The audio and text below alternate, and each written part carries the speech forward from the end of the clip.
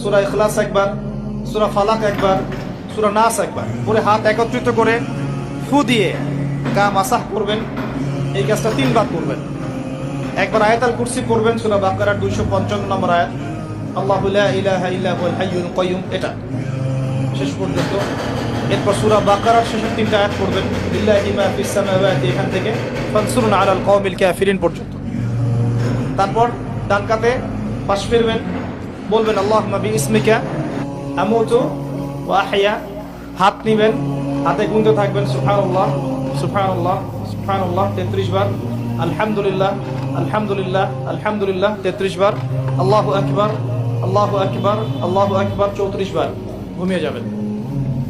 এখন যদি আপনি 6 ঘন্টা ঘুমান, আপনি নবী সাল্লাল্লাহু আলাইহি ওয়াসাল্লামের সুন্নত অনুযায়ী ঘুমিয়েছেন, প্রত্যেক ঘন্টা ঘুমানোর জন্য আল্লাহ আপনাকে নেকি দিবে ইনশাআল্লাহ। এমনি ঘুমালে নেকি হতো না, রেস্ট নেওয়া হতো।